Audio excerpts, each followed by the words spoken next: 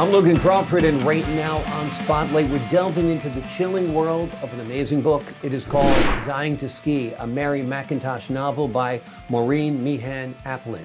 In the snowy peaks of Jackson Hole, a pharmaceutical mogul's death stirs a blizzard of betrayal and deceit as defense attorney Mary MacIntosh races against time to uncover the truth.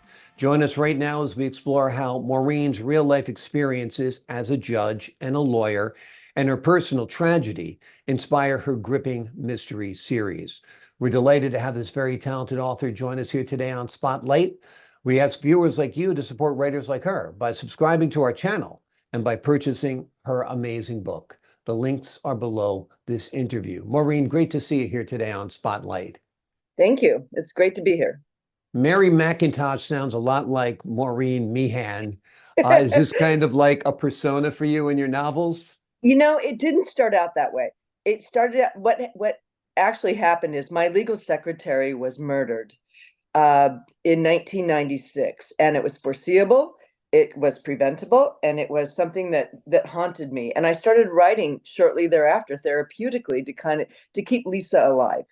And she was stabbed to death in a very horrible way by her estranged former husband. And so actually the character looks like her. It's my envision of her. And then over time, I think, therapeutically, I kept writing for years and years. And it probably became more of my persona than hers over time. However, it didn't start out that way. It started out just trying to keep somebody alive in my life that I tragically missed. That is a unbelievable backstory to all of this. Dying to Ski is the latest Mary MacIntosh novel. It's the first Mary MacIntosh Oh, it's the novel. first. Okay. There's six in the series. So we start off with Dying to Ski, set in Jackson Hole on the ski slopes. Pharmaceutical partners, one of them dies, and the partner's accused of his murder. And the plot twists are pretty exciting. It takes you all the way to Bali and back, and it's kind of a global reach for that one. The second book is Snake River Secret. That is actually the legal secretary is murdered in that one, and they're trying to figure out why. And she's involved in kind of a shady business deal, again in Jackson Hole.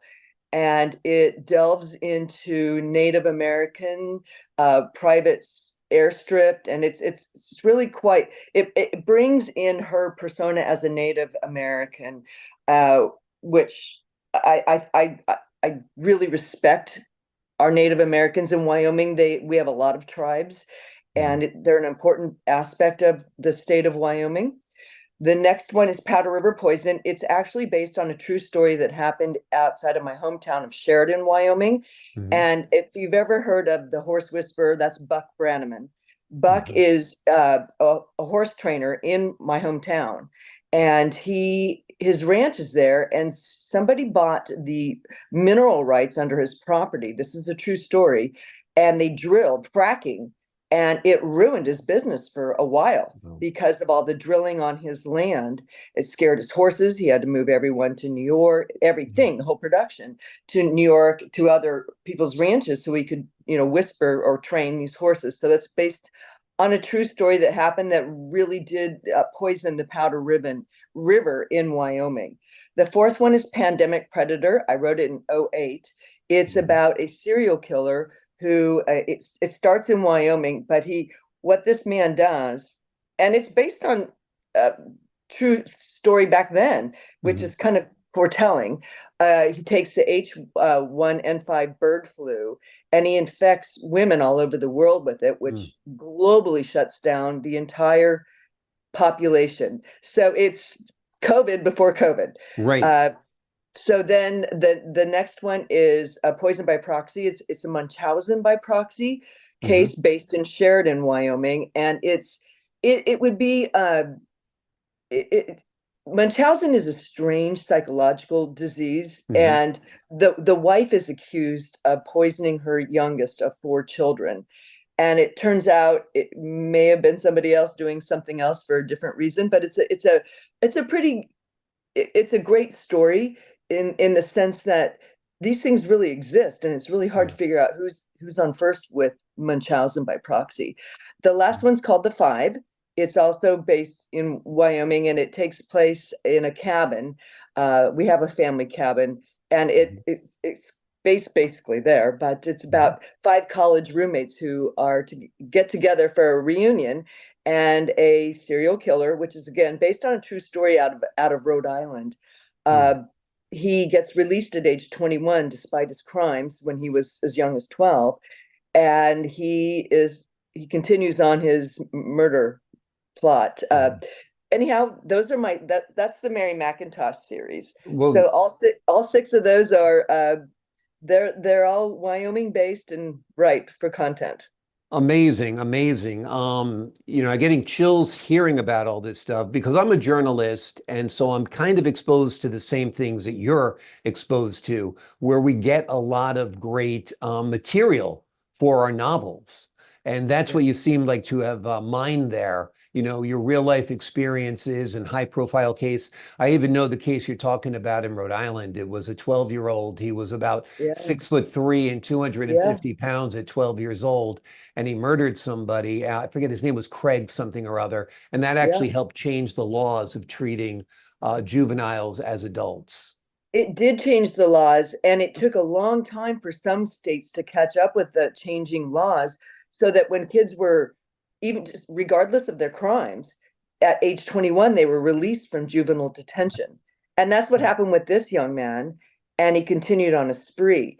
And Mhm. in fact, those laws were intact in Wyoming as well. That's why I was able to bring this plot to Wyoming and retell the story. And the laws have changed. They've caught up, and now you are tried as an adult. But back then it's penal code 12. If you're presumed innocent, Right, up until a certain age, 12. But exactly. it's pretty frightening that you can kill people and at 21 be released.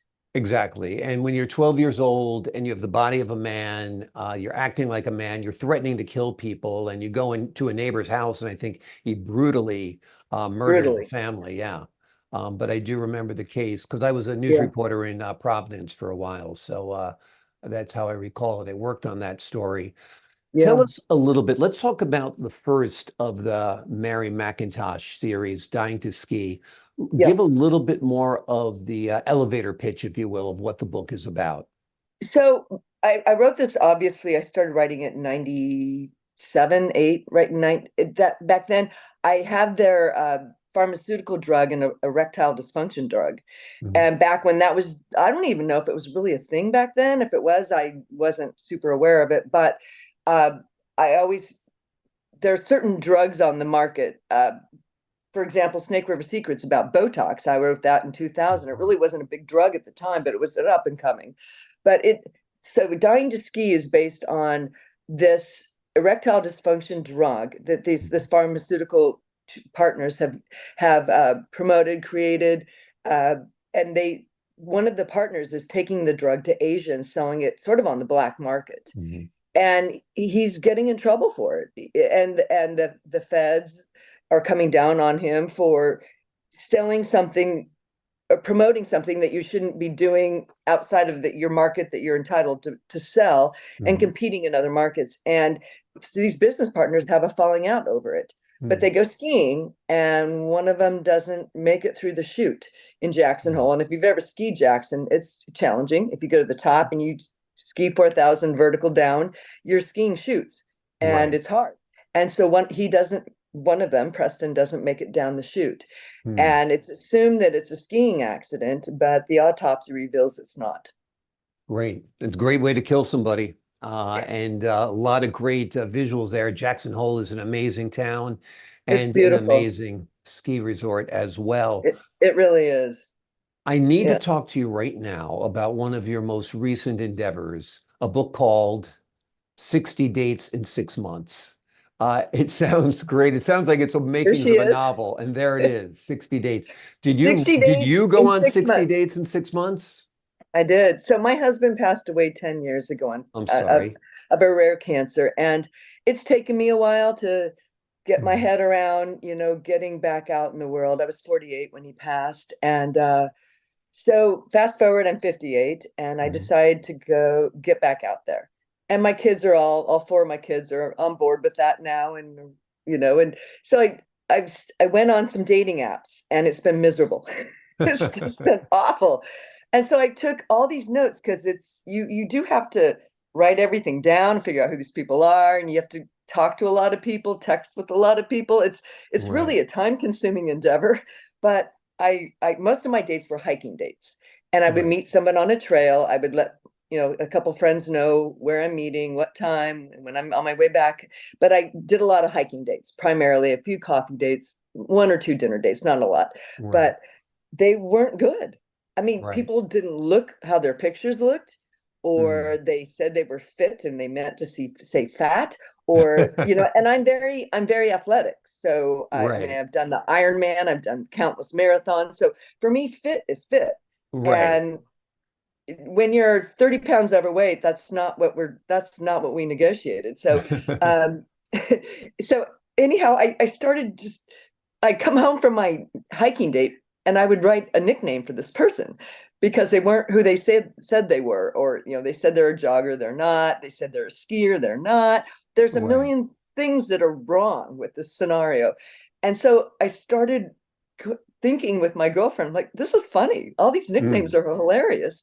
So that is the impetus of this book. Is I wrote 60 dates in 6 months with a broken neck. I fell in January in my kitchen, just fell backwards, just a fluke accident, and I broke my neck. Wow. And I had to have one of my sons come home from Tucson to help me. But in the process of this, I said, Chase, you're gonna have to go on my phone. I have 3 dates set up this weekend, and I need you to like push them out a little bit. I need a few days to get out of the ICU. And so, of course, my son, instead of being my daughter would have explained, she fell, this is what happened, she's really sorry. My son just says she broke her neck, she can't make it. Exactly. It sounds like mom's dead. I gotta Yeah, go. Yeah. these guys are like, I've heard a lot of excuses for canceling a date, but Right. broken neck, that's new. And I'm like, Chase, Exactly. you can't just be that blunt. You got to explain. He's like, no, mom, I really no. Amazing. Amazing. So out of those 60 dates in 6 months, there were no winners. No. Amazing. Amazing. And were you obviously you were screening, right? You were like, this person looks like a really good guy or Yeah. handsome or fit or Oh no, I interviewed them at length before I would even meet them on a hiking trail. yeah. But Because that's a little I bit of a scary date too. I mean, because hiking trails can be lonely, right? Yeah, I mean, I picked very busy ones. Like by Good. where I live by the beach in Laguna. And Hmm. so I picked a very busy hiking trail. So very Right. public. And my friends knew where I was, and Right. it's somewhere I go a lot. So it's just hard. I mean, what do you coffee shops could be, who knows? Yeah, you never know. If you're going to run into a nut, you run into a nut. Yeah. And But there's some nuts. There's a lot of nuts. there are a lot, and 1 in 10, I say. I would agree with you. I'm Yeah. giving it yeah, 90%, maybe okay, but Right. uh, the nicknames are funny. I'm sure you've taken a peek at this book, Yep. but I gave everybody a nickname. So the first one starts off with Goodbye Coffee. He should have been a priest. The all dressed up with nowhere to go. I got stood up by a high-end pharmaceutical CEO. Hmm. There's I could do not tell me what to do. You're not my cat.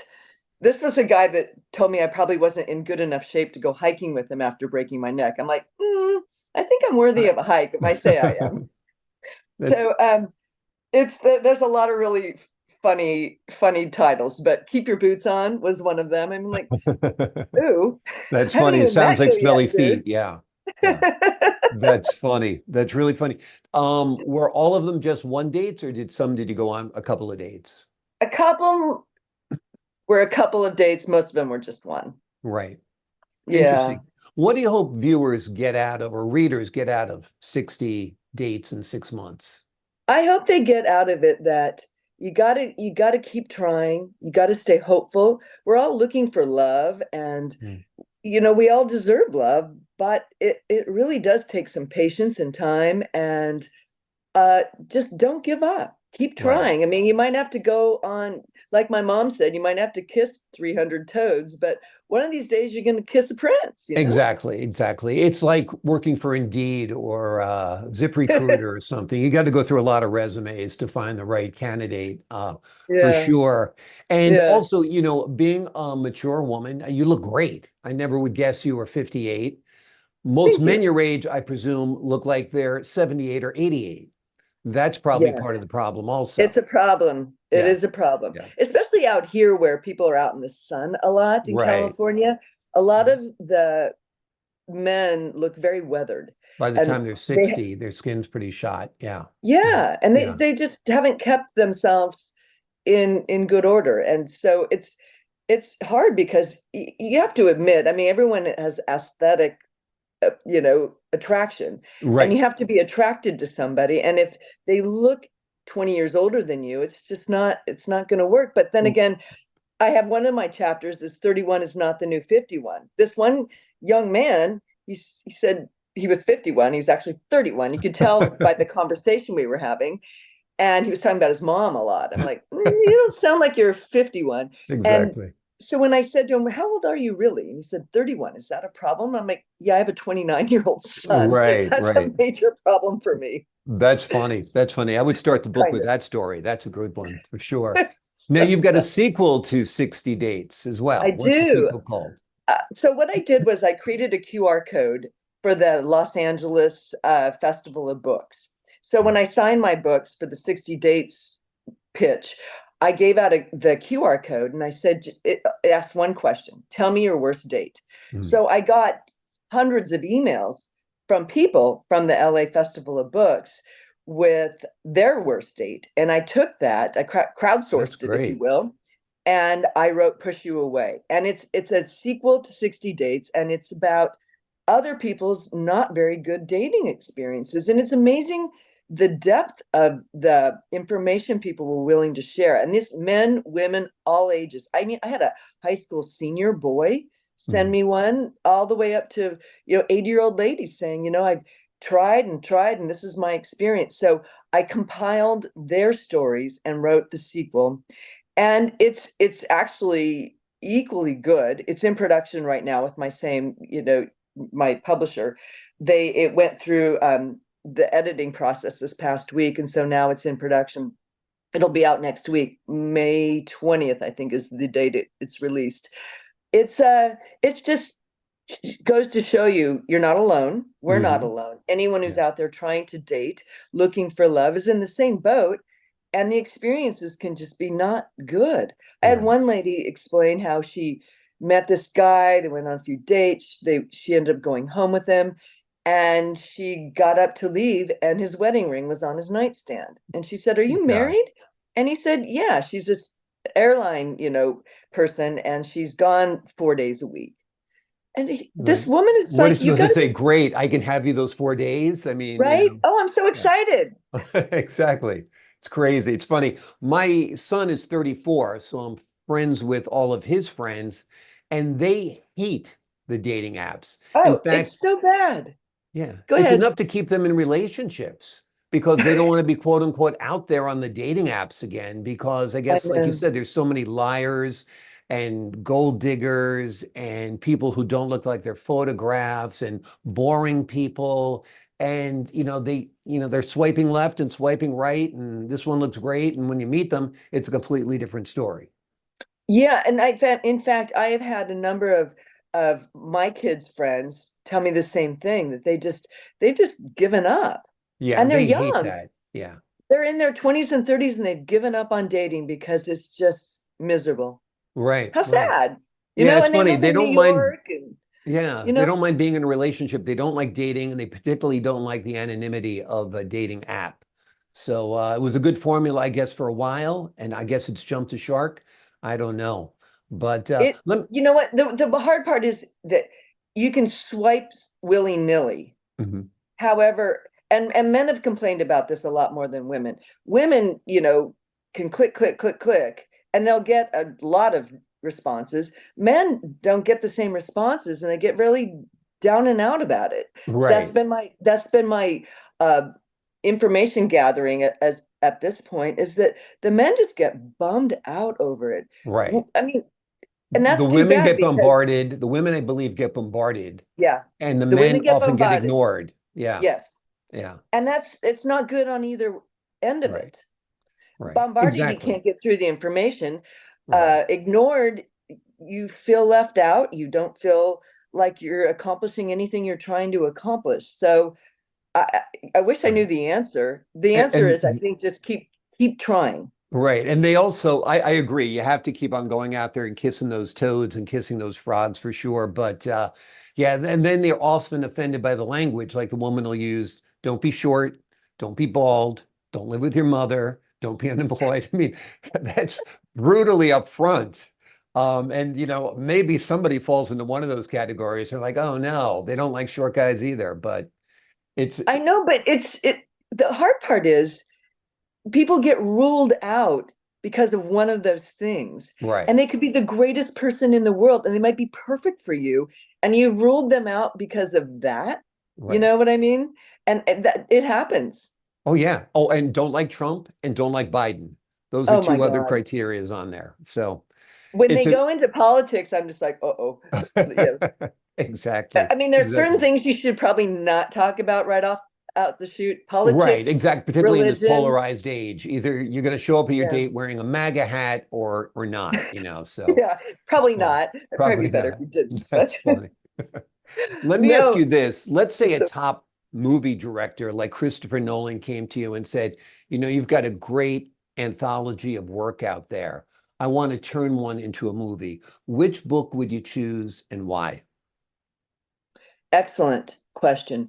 I think Dying to Ski of my Mary MacIntosh is the most exciting, and the Mhm. plot twists are great, and the location is great, being Jackson Hole and different Mhm. places in Bali. So I would say Dying to Ski is probably, of those six, the most compelling to make a movie. Pandemic Predator also is great, because it would bring to date COVID and how isolating that was and how scary it is when something's happening in the world that no one has their head around. Right. So those are the two I would think would probably be, you know, the most ripe for content. 60 Dates would be super fun. We've pitched it to Reese Witherspoon so far at Hello Sunshine Production, uh, with her first writer refusal to take it because Mhm. I see her making this into a rom-com. Right. Uh, and that's my goal. We pitched it to Ellen DeGeneres as far as appearance and Reese Witherspoon. So we're hoping that's the direction it takes, and then the sequel, Push You Away, would fall into that category possibly. But that's kind of content wise how we're approaching this. So uh, I wish Taylor Sheridan was still doing Yellowstone and was interested in doing the Mary MacIntosh series in Wyoming, but I think he's kind of moved into a different genre, which is fine. But there are other people out there who would love to shoot in Wyoming, and Wyoming's a great place to make movies. It's spectacular. Anywhere you point the camera, you've got an amazing view, an Yeah, the amazing backdrop is character. made for you. Yeah. It is. It is. I was going to say, since there was a 51st dates, 60 dates in 6 months actually probably would be my choice, um, because I think it could be a very, very funny movie and certainly extremely topical. I mean, It because is. anybody who's single at Yeah. one point in their life has turned to these dating apps from Match.com to Tinder to Bumble to whatever else is out there. And, they all have their horror stories and their funny stories and their jokes about it. And so I think that would be a great one. I do too. I think it would be a great rom-com and very to date. People Yeah. would understand and relate to it, whether it's you in the market trying to date or it's your kid or your parent or whatever it is. I think it's a relatable story to the entire population, Yeah. no matter where you live. It is. It is. It was funny. My sister is single and she's about your age and she's fit like you're fit. And she went out on a Match.com date recently, and the guy looked nothing like his picture. And he was at least 30 to 50 pounds heavier than that. Yeah. And she said, I don't drink. He was drinking like a fish at lunch. And it's funny, she actually texted her friend about him, but unfortunately, instead of texting a friend, she texted him about him.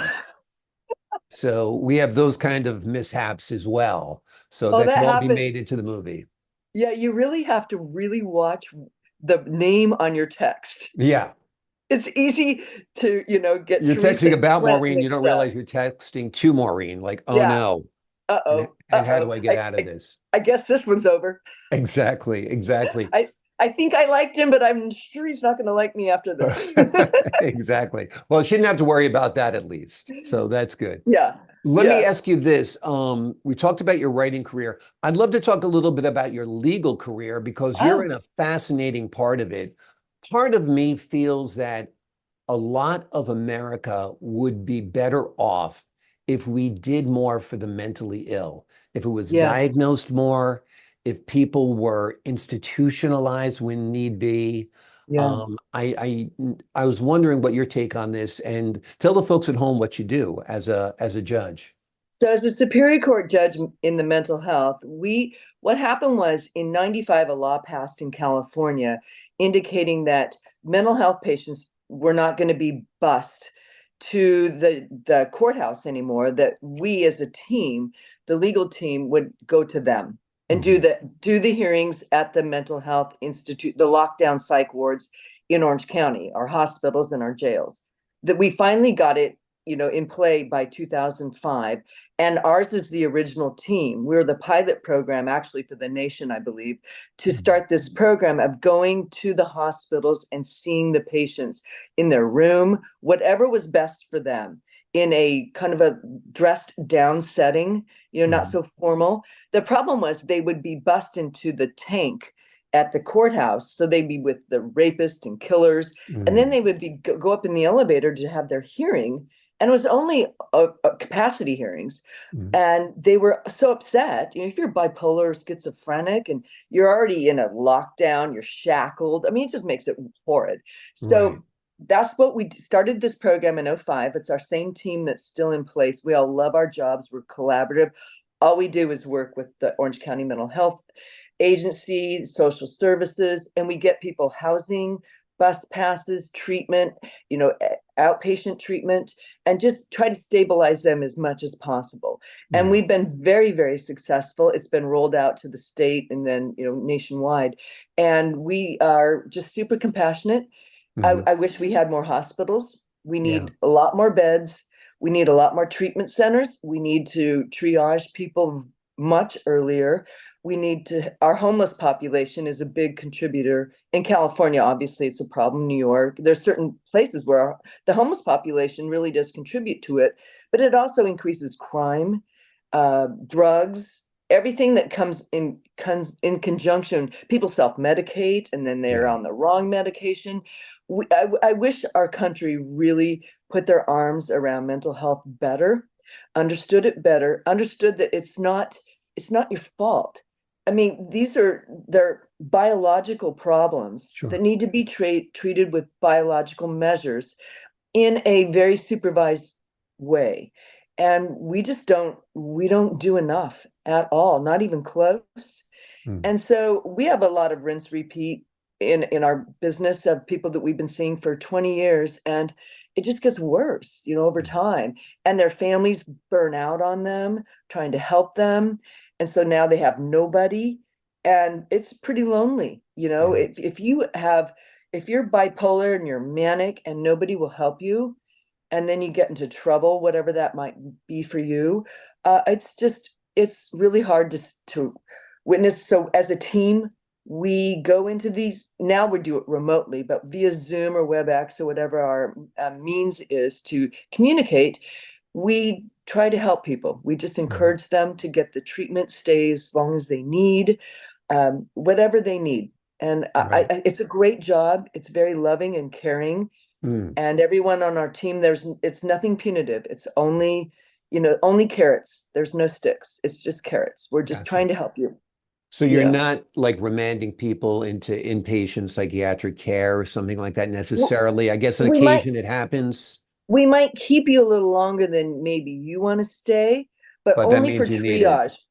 Yeah, Yeah. it's just Yeah. triage, get you stabilized, get you everything you need so that when you do get whatever your housing, everything's intact when you leave, you know, as much as it can be. And we've started a lot of other collaborative courts in Orange County, even nationwide too, but Orange County's been the really pivotal county in the state and the nation for collaborative courts. And Wow. just courts that work together to collaborate toward other people's well-being.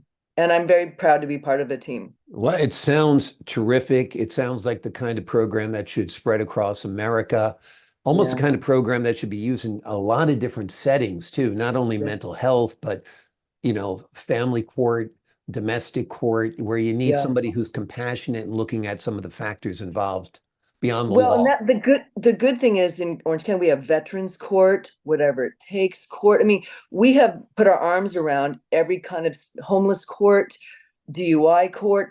We've tried to really encapsulate this type of collaborative setting to help people and to Right. keep things not from being litigated, if you Right. will, the fighting, trying to keep it more cooperative. It sounds And great. it works. Yeah. It sounds like it would work. And lots of great luck to you there. Maureen Meehan Applin is a prolific writer as well as a judge and a lawyer, as you just heard. She has written a wonderful book. It is the first in a series. It is called Dying to Ski, a Mary MacIntosh novel. It takes place in the snowy peaks of Jackson Hole, where a pharmaceutical mogul's death stirs a blizzard of betrayal and deceit. There's a number of books in that series that follow Mary MacIntosh's adventures, if you will, and her journey. And also, she has another book out, which is quite entertaining. It is called 60 Dates in 6 Months.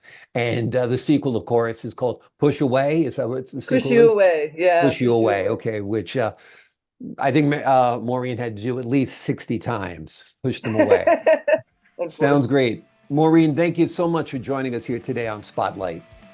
Thank you very much for having me. I really do appreciate your time. I appreciate your time as well. To the folks at home, I'm Logan Crawford, thanking you for your time this time. Until next time on All right. Spotlight. Take care.